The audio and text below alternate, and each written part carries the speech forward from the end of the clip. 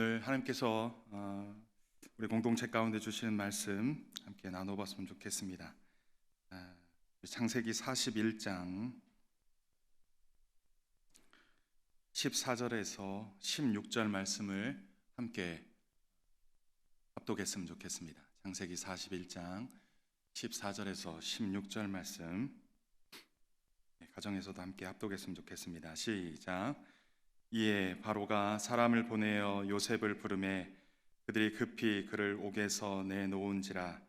요셉이 곧 수염을 깎고 그의 옷을 갈아입고 바로에게 들어가니 바로가 요셉에게 이르되 내가 한 꿈을 꾸었으나 그것을 해석하는 자가 없더니 들은즉 너는 꿈을 들으면 능히 푼다 하더라. 요셉이 바로에게 대답하여 이르되 내가 아니라 하나님께서 바로에게 평안한 대답을 하시리이다. 아멘. 저희 교회는 지금 창세기 말씀을 묵상하고 있습니다. 1월부터 2월까지 창세기 1장에서부터 36장까지 묵상하였고, 또 9월 1일부터 9월 25일까지 창세기 37장부터 묵상하고 있습니다. 하나님께서는 아브라함과 야곱에게 약속하신 것을 요셉을 통해 어떻게 성취하시는지 이 창세기 37장에서 50장까지 말씀하고 있습니다. 이 본문 속에서는 요셉을 주로 이렇게 보여집니다.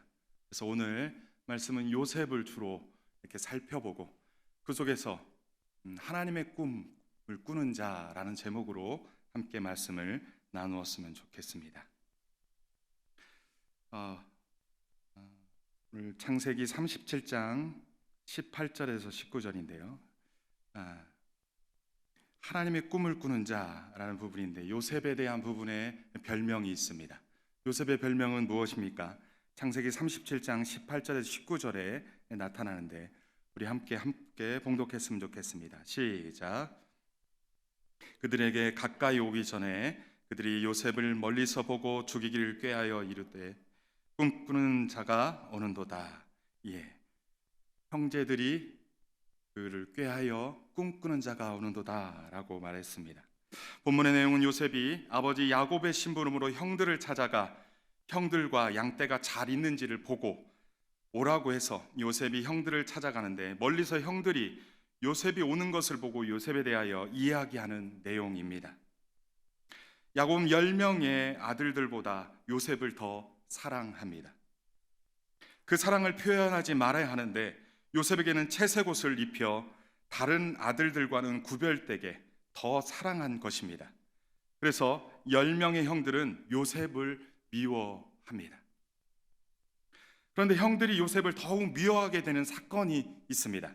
그것은 요셉이 17세 되던 해에 꾸었던 꿈들 때문입니다. 그때 요셉이 첫 번째 꿈을 꾼 내용은 12명의 형제들이 각각 곡식단을 묶었는데 요셉의 단은 일어서고 나머지 11단은 요셉에게 절한다는 내용입니다. 요셉은 자신이 꾼 꿈의 내용을 형들에게 말합니다. 그러자 형들의 반응은 어떻습니까? 내가 참으로 우리의 왕이 되겠느냐? 참으로 우리를 다스리겠느냐? 라며 아버지의 편애 때문에 그동안도 미웠지만 결정적으로 더욱더 미워하는 계기를 낳습니다. 요셉의 두 번째 꿈은 무엇입니까?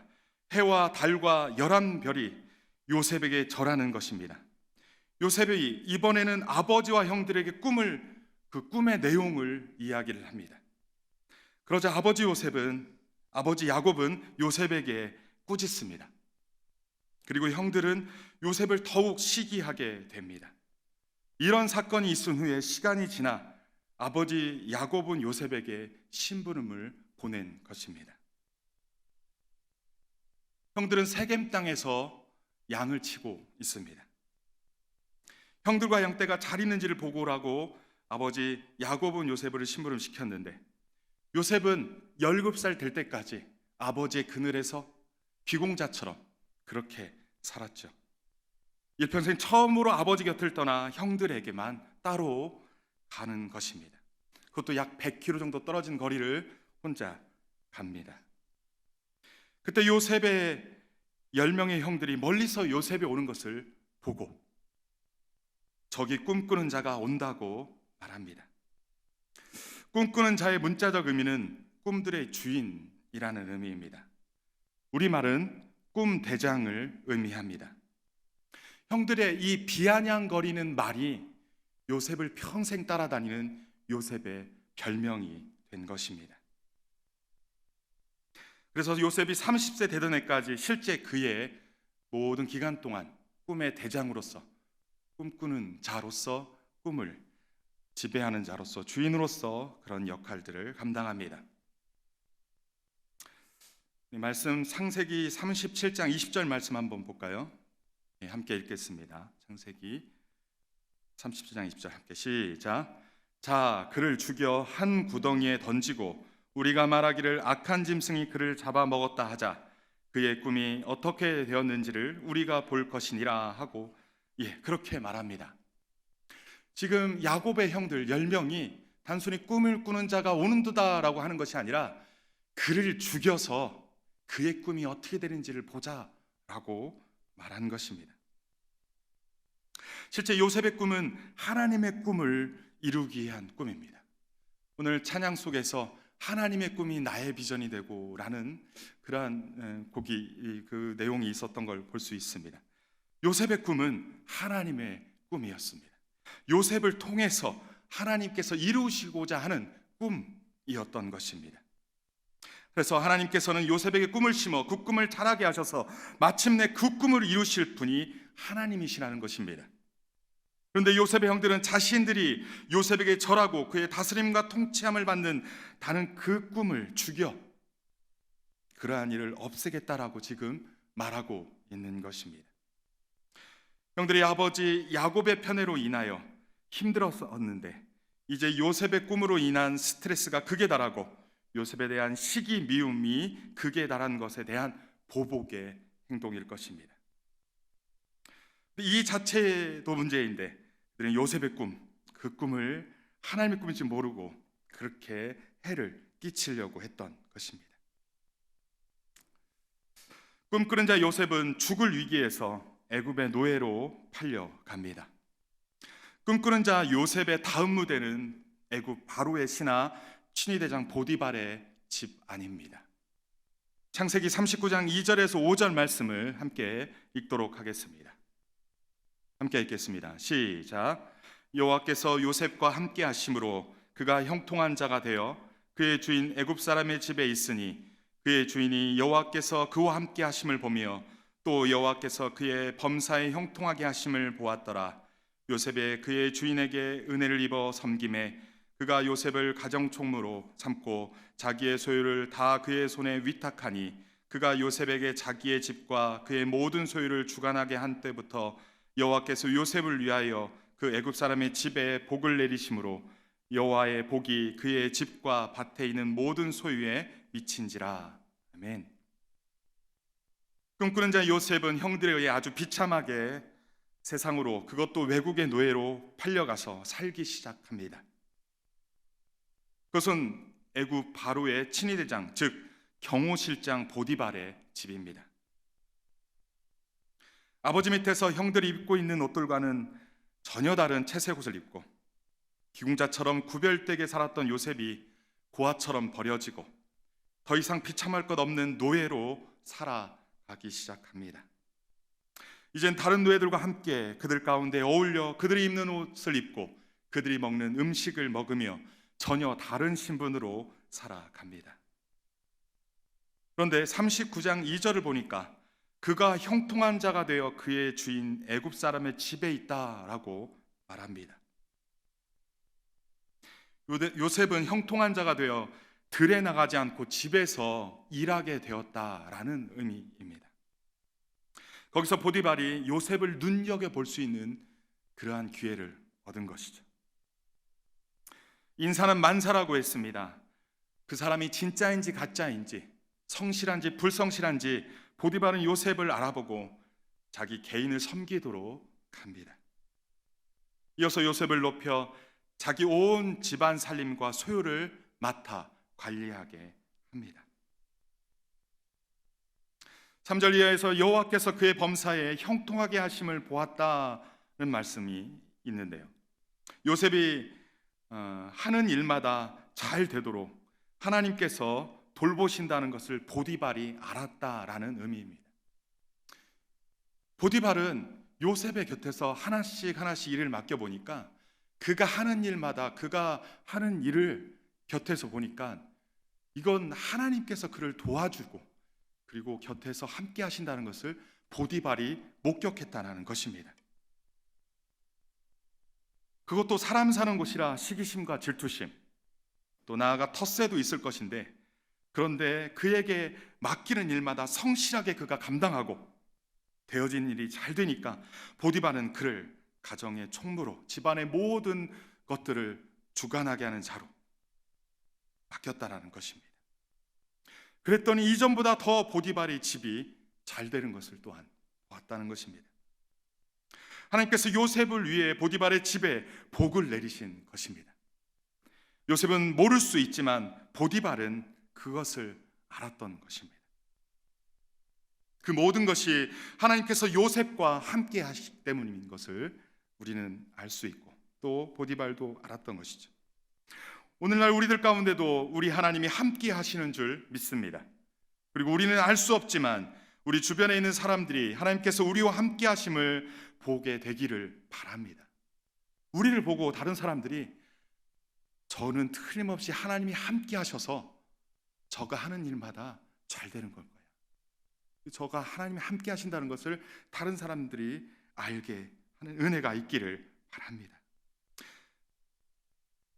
나아가 우리와 함께하는 사람들이 이전에 받지 못했던 하나님의 복을 우리를 통해 받고 누리고 하나님을 인정하고 그 하나님께 영광 돌리는 일들이 가득하기를 간절히 바랍니다. 그 후에 요셉에게 위기가 찾아옵니다. 바로 보디발의 아내의 유혹입니다. 창세기 39장 7절에서 9절 말씀 함께 합독하도록 하겠습니다. 시작. 그후에 그의 주인의 아내가 요셉에게 눈짓하다가 동침하기를 청하니 요셉이 거절하며 자기 주인의 아내에게 이르되 내 주인이 집안의 모든 소유를 간섭하지 아니하고 다 내 손에 위탁하였으니 이 집에는 나보다 큰 이가 없으며 주인이 아무것도 내게 금하지 아니하였어도 금한 것은 당신뿐이니 당신은 그의 아내임이라. 그런즉 내가 어찌 이 큰 악을 행하여 하나님께 죄를 지으리이까.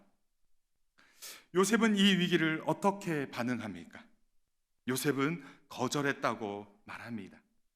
자신의 주인의 아내에게 내 주인이 집안의 모든 소유를 간섭하지 아니하고 다 내 손에 위탁하였고 주인이 아무것도 금하지 아니하였어도 금한 것은 당신뿐입니다 라고, 그리고 그런즉 내가 어찌 이 큰 악을 행하여 하나님께 죄를 짓겠습니까 라고 거절한 것입니다. 요셉은 사람에게 짓는 죄를 하나님께 짓는 죄로 여겼습니다. 단순히 사람에게 짓는 죄와 하나님의 죄를 구분하지는 않았습니다. 하나님의 형통함은 하나님과의 관계뿐 아니라 사람과의 관계로부터 시작됩니다. 사람과의 관계에서 사람에게 죄를 짓는 것뿐 아니라 하나님께 죄를 짓는 것이고, 그것이 하나님과 함께할 수 없게 만들어 종래에는 하나님과 함께할 수 없게 되고 하나님의 형통함을 깨트리는 결과를 낳게 된다는 것입니다. 따라서 요셉은 철저하게 그 죄를 거절합니다. 그런데 요셉의 거절은 말로만의 거절이 아닙니다. 생각과 의식적인 거절만이 아니고 말로만의 거절이 아니라 행동으로까지 이어지는 거절입니다. 10절 말씀에 보면 여인이 날마다 요셉에게 청하였지만 요셉은 듣지 않고 동침하지도 않고 함께 있지도 않았다라고 말씀합니다. 결국 여인을 더 간절하게 애타게 만든 일이죠. 어느 날 집안에 아무도 없을 때 요셉은 자기의 볼일을 보러 집에 들어갑니다. 그때 그 여인이 요셉과 동침하자며 요셉의 옷을 잡았고 요셉은 뿌리치고 나올 때 자신을 버려두고 나오는 모습이 보여집니다. 요셉은 그곳이 어디든 간에 하나님 앞에서 삶을 산 것입니다. 그는 사람과의 관계에서도 하나님 앞에서 관계한 것입니다. 요셉은 주인에게 죄를 짓지 않으므로 하나님께도 죄를 짓지 않았습니다. 말로만이 아니라 행동으로도 죄를 짓지 않으려고 애를 썼다는 것입니다. 하지만 그 대가는 작지 않은 대가로 다가왔습니다. 꿈꾸는 자 요셉은 이 일로 억울하게 감옥에 갇히는 신세가 됩니다. 주인이 자기 아내의 말을 듣고 심히 노하여 요셉을 잡아 왕의 제수로 가두는 감옥에 가둔 것입니다. 세상에서 하나님의 뜻대로 산다는 것이 그리 쉽지 않은 것 같습니다. 목자들은 대충 하지 그래. 왜 그리 까탈스럽게 해? 좋은 것이 좋은 것 아니야? 세상은 둥글둥글하게 살아가는 거야. 또는 세상의 악한 사람들이 하나님의 뜻대로 살려는 사람들을 가만두지 않습니다. 자신의 이익을 위해서는 다른 사람들의 피해나 억울함은 그리 중요하지 않게 함부로 하는 경우를 많이 볼 수 있습니다. 보디발의 아내뿐만 아니라 보디발도 마찬가지입니다. 아마 자신의 아내로 인해 요셉이 억울한 누명을 쓴 것을 아마도 알았을 것입니다. 하지만 자신의 아내를 생각해서 요셉의 편을 들어줄 수 없었을 것입니다. 결과적으로 이 부분은 요셉이 감당해야 될 부분인 것 같습니다. 꿈꾸는 자 요셉의 다음 무대는 애굽 바로 왕의 신하들을 가두는 감옥입니다. 창세기 39장 21절에 23절 말씀을 함께 읽도록 하겠습니다. 함께 읽겠습니다. 시작.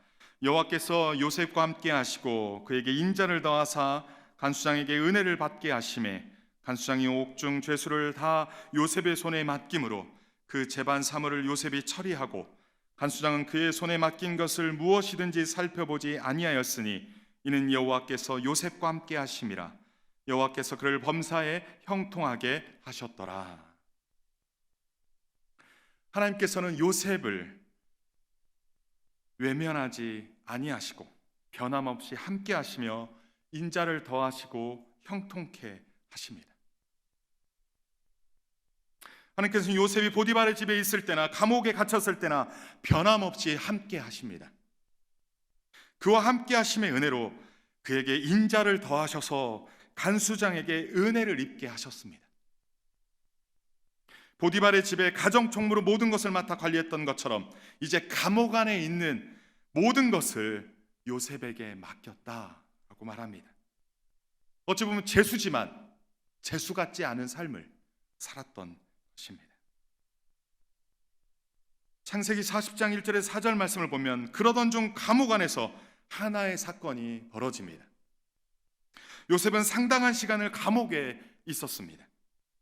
요셉은 왕의 신하를 가두는 그곳에서 애굽의 학문과 정치와 사회와 문화를 배우고 애굽의 능통한 자, 지식과 지혜가 능통한 자로 훈련되어지고 준비되어지는 과정을 볼 수 있습니다. 그런데 어느 날 그곳에 왕의 채찍근 신하들인 바로의 술 맡은 관원장과 떡 맡은 관원장을 보게 됩니다. 그들이 그 감옥에 들어와서 친위대장은 요셉에게 수종들게 합니다. 그런데 그들이 갇힌 지 여러 날 후에 각각 그들이 꿈을 꾸었다라고 성경은 말합니다. 그리고 다음 날 아침에 어두운 안색을 하고 있을 때 요셉이 그들에게 오늘 어째서 언짢은 얼굴빛을 하고 계십니까? 라고 그들의 안색을 통해 안부를 묻자 그들은 우리가 꿈을 꾸었는데 이를 해석할 자가 없다라며 그들의 불편한 안색을 요셉에게 설명합니다. 요셉은 그들에게 말합니다. 꿈의 해석은 하나님께 있습니다. 나에게 말씀해 보세요. 꿈꾸는 자, 꿈들의 대장인 요셉이 이제 나설 때인 것입니다. 그에게 찾아온 절호의 찬스인 거죠. 요셉은 두 신하의 꿈을 듣고 술 맡은 관원장은 사흘 후에 관직이 복권될 것이고 떡 맡은 관원장은 사흘 후에 죽임을 당할 것이므로 해석합니다. 요셉은 술 맡은 관원장에게 부탁합니다. 창세기 40장 14절 말씀인데요, 우리 함께 읽어보겠습니다. 시작. 당신이 잘 되시거든 나를 생각하고 내게 은혜를 베풀어서 내 사정을 바로에게 아뢰어 이 집에서 나를 건져 주소서. 나는 히브리 땅에서 끌려온 자요 여기서도 옥에 갇힐 일은 행하지 아니하였습니다. 비록 우리 성경에는 기록되진 않았지만 술 맡은 관원장은 요셉을 가까이서 겪어보고 그의 됨됨이나 그의 성품이나 그가 죄가 있었는지 없었는지까지도 아마 간파했을 것입니다. 또한 꿈의 해석을 통해서 그에게 마음도 얻어 도와줄 마음이 있었을 것입니다. 그래서 아마도 내가 복권되면 너를 도와주겠다라고 얘기하지 않았을까 싶습니다. 그런데 창세기 40장 21절에서 23절 말씀을 보면 요셉의 꿈의 해몽처럼 떡 굽는 관원장은 죽임을 당하고 술 맡은 관원장은 전직이 복권되었죠. 그런데 술 맡은 관원장은 요셉을 기억하지 못했다라고 말씀하고 있습니다. 요셉의 입장에서는 마지막 잡은 기회라고 생각했을 것인데 그 기회를 잃어버리고 그 기회를 잃었다라고 생각했을 것입니다. 술 맡은 관원장의 말에 나름 기대했을 요셉의 마음에 상한 마음을 아마 우리는 느낄 수 있을 것입니다. 하지만 창세기 41장 1절 말씀을 보면 뭐라고 기록되어 있습니까? 우리 함께 읽겠습니다. 시작. 만 2년 후에 바로가 꿈을 꾼즉 자기가 나일 강가에 서 있는데 라고 말씀합니다. 말씀을 보니까 만 2년 후에라고 말합니다. 술 맡은 관원장이 요셉을 잊은 지가 만 2년 동안이나 되었다라고 얘기합니다. 요셉에게는 감옥에 있는 생활 중 그 만 2년은 그동안 감옥 생활했던 세월보다도 더 견디기 힘든 세월이었을 것입니다. 왜 그랬습니까? 술 맡은 관원장이 나가면 나는 곧 석방될 것이고 그리고 나의 심으로 온전히 회복될 것이라는 기대감이 있었을 것입니다.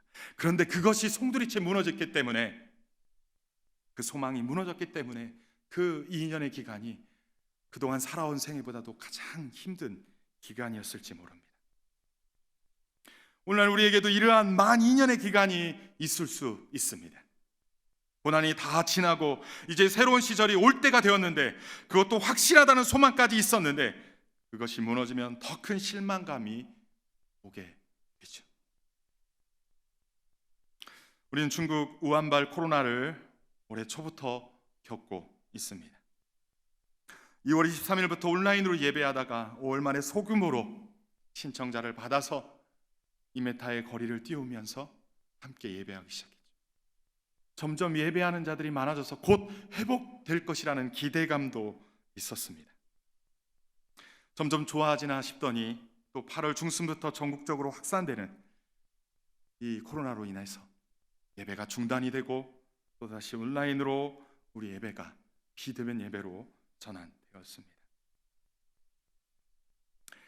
모두가 평범한 일상을 살아가지 못하고 어찌 보면 감옥과 같은 인생들을 감옥과 같은 기간을 보내는지 모르겠습니다. 사랑방도 개강하고 신방도에서 낙심한 영혼, 믿음이 떨어진 영혼, 믿음이 약한 영혼,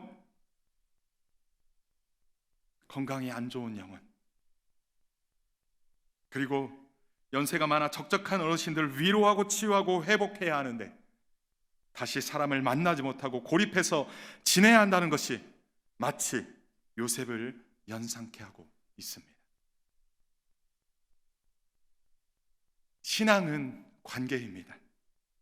하나님과의 관계, 이웃과의 관계를 통해 신앙은 더 깊어지고 자라게 됩니다. 절대로 혼자 신앙이 자랄 수 없고 깊어질 수 없습니다. 그래서 많은 사람들이 지금 힘들어하고 지쳐할지 모릅니다. 하나님께서는 왜 요셉의 석방을 왜 만 2년 후로 잡았을까요? 왜 2년 후로 미뤘을까요? 왜 요셉의 요셉을 바로 석방시켜서 하나님의 뜻을 이루지 않고 만 2년을 미루셨을까요? 물론 아직 바로가 꿈꿀 시기가 아니어서 그럴 수 있을 수 있습니다. 하지만 만약 술 맡은 관원장이 복직한 시점에 요셉이 석방되었다면 어떤 일이 벌어졌을까요?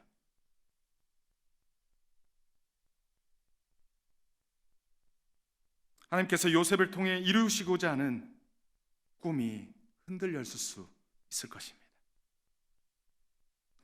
요셉이 석방되어 애굽에 있다면 애굽에서 아마도 가장 유명한 꿈 해몽가로 성공했을 것입니다. 선거철이 되면 많은 사람들이 점쟁이들이 찾아가서 어떻게 해야지 내가 당선이 될 것인지 기륭화복을 다 점치고 때때로 묘자리도 옮기며 그런 일들이 벌어지죠. 그래서 아마 요셉은 어마어마한 거부가 되었을지 모릅니다.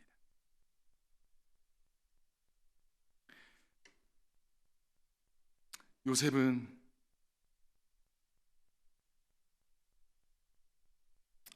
유명한 꿈쟁이가 아니라면 어떻게 됐을까요?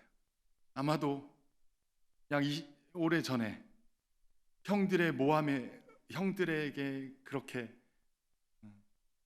끌려가 죽이 당하기 직전에 애굽으로 팔려갔는데 아마도 아버지에게 달려가서 아버지, 내가 그때 형들에게 의해서 형들의 때문에 애굽에 끌려가서 숱한 고생을 했습니다. 내 억울한 인생을 보상해 주시고 내 억울한 한을 풀어달라고 호소했을지. 이것이 하나님께서 원하시는 계획은 아닐 것입니다. 하나님께서는 요셉에게 17세의 꿈을 주셨습니다. 요셉의 꿈이 아니라 하나님의 꿈을 요셉에게 꾸게 하셨습니다. 그것은 요셉을 통하여 애굽과 애굽 주위에 있는 자들이 기근으로 인하여 망하는 일이 없게 하시고, 나아가 하나님께서 아브라함에게 약속하신 땅의 모든 민족이 너로 말미암아 복을 얻게 하시겠다는 뜻을 이루기 위함입니다. 나아가 야곱의 식구들 70명을 애굽으로 가게 하셔서 400년간 지내게 하시고 큰 민족을 이루어 가나안 땅으로 가게 하셔서 아브라함과 약속했던 그 약속을 성취하는 일이, 이루는 일이 하나님의 꿈이었고요. 그렇게 이루는 것이 하나님의 꿈의 성취인 것입니다. 하나님께서는 당신의 사람들에게 꿈을 주시고 그 꿈을 이루어 하나님의 복을 많은 사람들에게 흘려보내시는 축복의 통로로 삼기를 원하십니다. 단순히 하나님의 사람만 잘 먹고 잘 사는 것으로 그렇게 가는 것을 원하시지 않으십니다.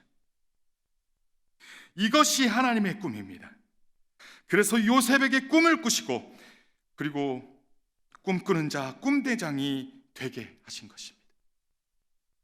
따라서 요셉에게는 억울할 수 있겠지만 만 2년의 추가적인 감옥 생활은 하나님의 꿈을 이루기 위해 반드시 필요한 기간이었던 것입니다. 창세기 41장 1절에서 8절 말씀은 바로의 꿈 이야기입니다. 바로가 꿈을 꾸었는데 애굽의 점술가도 현인들도 그 꿈을 해석하는 자가 없다라고 말합니다. 그때 술 맡은 관원장이 2년 전에 자신의 꿈을 해석해 준 요셉이 생각나게 된 것입니다. 마침 하나님께서 생각나게 하신 것이죠. 술 맡은 관원장은 즉시 바로에게 말하고 요셉을 데리고 오게 합니다. 그리고 요셉에게 꿈 해석을 바로에게 직접 할 수 있게 해줍니다. 요셉은 히브리인으로서 이방 민족이고 또 노예였고 또 죄수였습니다. 그랬던 자가 왕 앞에 직접 나아가 꿈을 해석할 수 있는 기회를 얻게 된 것입니다.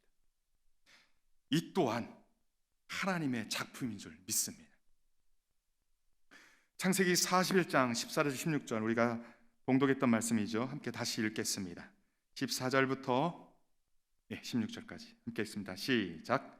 이에 바로가 사람을 보내어 요셉을 부르매 그들이 급히 그를 옥에서 내놓은지라. 요셉이 곧 수염을 깎고 그의 옷을 갈아입고 바로에게 들어가니 바로가 요셉에게 이르되 내가 한 꿈을 꾸었으나 그것을 해석하는 자가 없더니 들은즉 너는 꿈을 들으면 능히 푼다 하더라.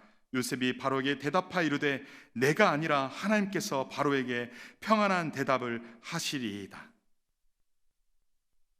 요셉은 바로왕 앞에 나갔을 때 바로왕은 내가 꿈을 꾸었으나 그것을 해석하는 자가 없었는데 너는 꿈을 들으면 능히 푼다고 들었다라고 요셉에게 바로왕이 말합니다.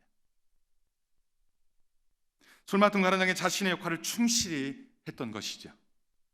이어 요셉이 바로왕에게 대답을 하는데 어떻게 합니까? 꿈을 해석하는 이가 내가 아닙니다. 하나님께서 바로에게 평안한 대답을 하실 것입니다 라고 아주 여유 있게. 요셉은 지난 2년간 많은 성장을 한 것입니다. 꿈꾸는 자 꿈대장 요셉은 자신의 모든 능력은 하나님께 있음을 고백합니다. 하나님께로부터 그 모든 능력이 왔다고 인정하고 고백한 것입니다. 요셉은 바로의 꿈을 듣고 즉시 그 자리에서 해석합니다. 그리고 애굽에 닥칠 국가적 재난은 돌이킬 수 없다라고 말씀합니다. 그리고 하나님께서 정하신 일인데 라고 말씀을 전합니다. 그리고 그것에 그치지 않고 국가적 대재앙으로부터 망하지 않을 대안을 제시합니다. 아주 담대하게 제시하는 것이죠. 바로 요셉의 꿈 해석과 그가 제시한 대안들을 듣고 이와 같이 하나님의 영에 감동된 사람을 우리가 어찌 찾으리요? 라며 신하들 앞에 요셉을 칭찬하게 됩니다. 그리고 그를 애굽의 총리로 임명하고 국가적 대재앙을 해결할 자로 임명하여 마침내 하나님의 꿈을 이루는 자로 세우게 됩니다.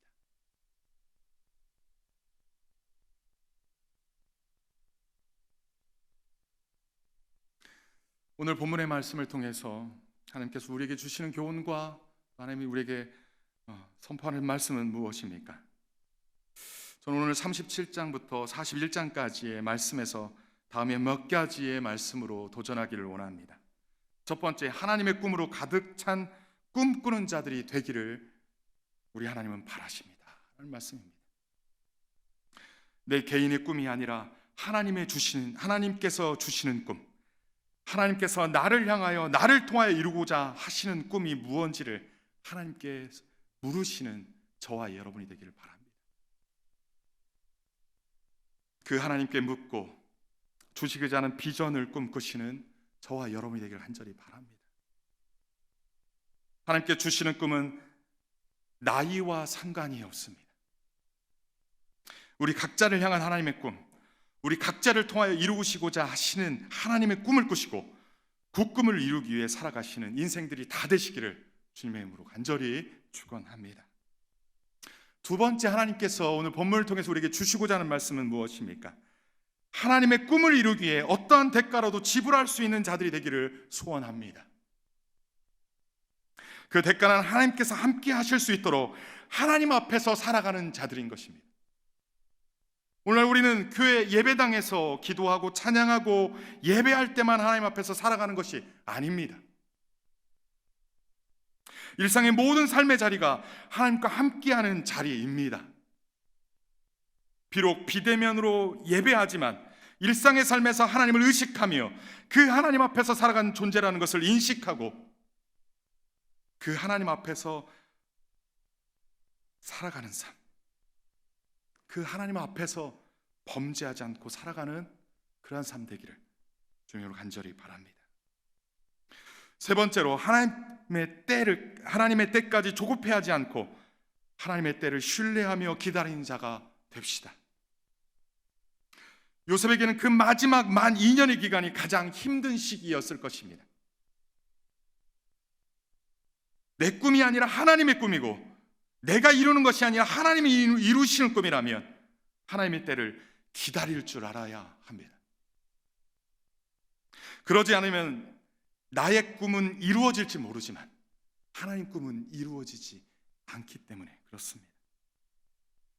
그것은 결코 하나님이 원하시는 것이 아니기 때문에 그렇습니다.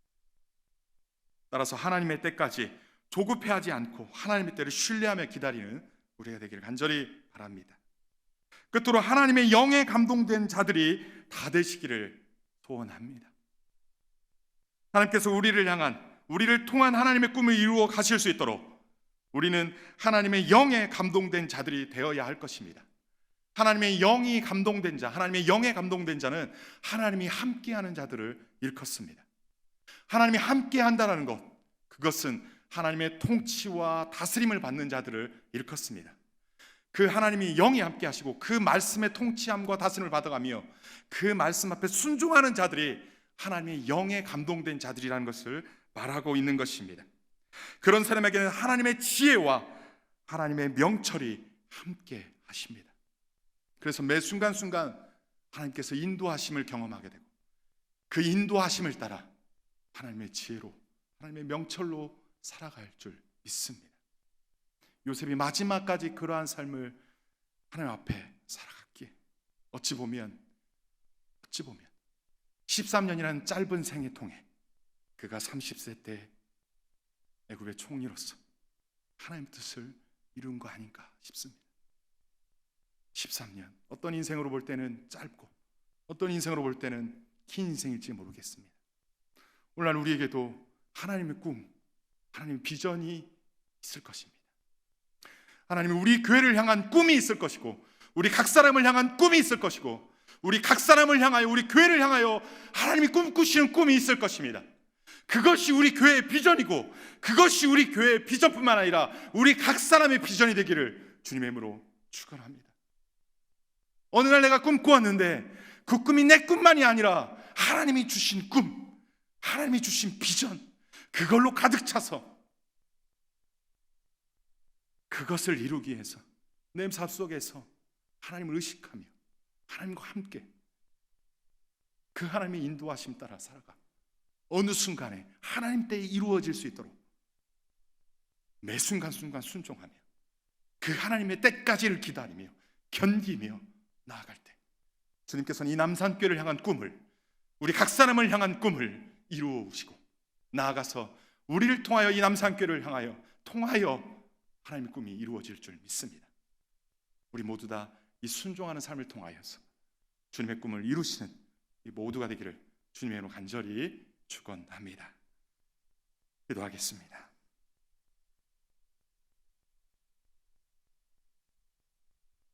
사랑이 많으신 아버지 하나님, 우리 각 사람에게 하나님의 꿈을 허락하여 주옵소서. 이 남산교회에 하나님의 꿈을 허락하여 주옵소서. 그리고 그 꿈이 우리들의 비전이 되게 하시고 우리 교회의 비전이 되게 하여 주옵소서. 하나님, 우리가 그 꿈을 이루기 위해서 대가를 지불하는 자들 되게 하여 주옵소서. 생각만 하고 말만 하고 머리에 쌓는 것만 많아서 말과 생각으로만 하는 비전과 꿈이 아니라 삶 속에서 그 꿈을 이루기 위하여 대가를 지불할 수 있는 자들 되게 하여 주옵소서. 무엇보다도 하나님의 때까지,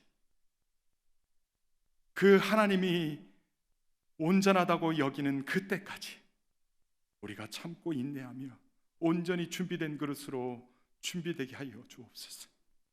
그래요, 마침내 주님의 때에 주님의 꿈이 이루어지는 것을 우리가 목도하며 경험하며 그 하나님을 찬양케 하여 주옵소서. 하나님, 무엇보다도 하나님의 영에 감동된 자들 되게 하여 주옵소서. 주님의 영으로 충만하여서, 주님의 말씀으로 충만하여서 주님께서 다스리시고 통치하시는 그 다스림 앞에 순종으로 나아가 마침내 우리를 통한 주님의 뜻이 이루어지는 그날이 속히 오게 하여 주옵소서. 그리하여 이 남산교회를 향한 우리 각 사람을 통한 하나님의 비전이 이루어지는 은혜를 허락하여 주옵소서. 그렇게 하실 주님을 찬양하고 감사드리며 거룩하신 예수님의 이름으로 기도합니다.